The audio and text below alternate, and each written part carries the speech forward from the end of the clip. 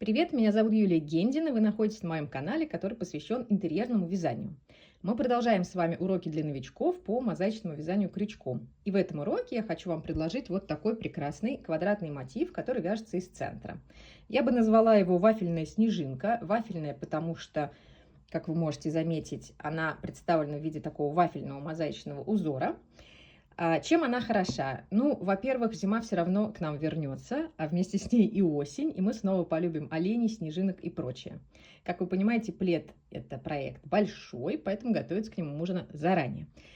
Я предполагала как раз, что такой мотив может стать основой прекрасного пледа. Кроме того, вы знаете, я люблю универсальность, поэтому этот мотив, эту схему я разработала как из центра, так и прямыми рядами.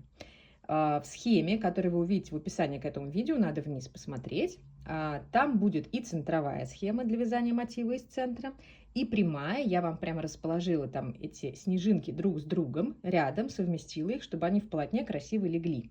Полотно может быть как пледом, так и ковром, например.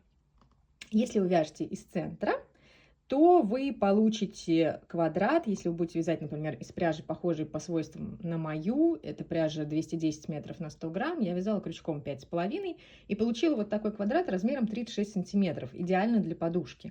То есть это готовая уже одна сторона подушки. Если, например, у вас подушка чуть больше, например, 40 на 40, то просто можно довязать еще несколько рядов просто обычным вафельным вот таким узором.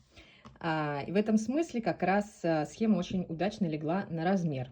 Ну, соответственно, для пледа, например, тоже в ширину вам будет достаточно, если вы из похожей пряжи будете вязать, вам будет достаточно, там, например, 5 таких элементов, ну и в длину столько, сколько вы хотите.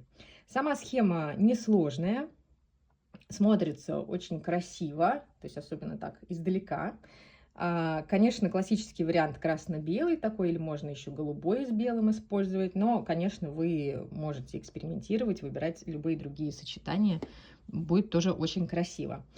Сама техника вязания из центра вам уже, я думаю, знакома. Если не знакома, то, опять же, в описании к этому видео я оставлю ссылку на урок, где мы с вами изучали, как вязать из центра.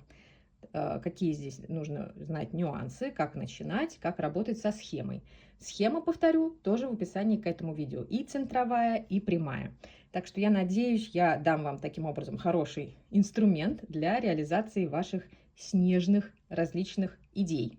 Как обычно, буду рада в комментариях вашим откликам, как вам такой мотив, где бы вы его хотели применить, как вам больше хочется вязать его из центра или по прямой. Я буду рада с вами пообщаться и послушать ваши идеи. Приятного вязания и будьте здоровы!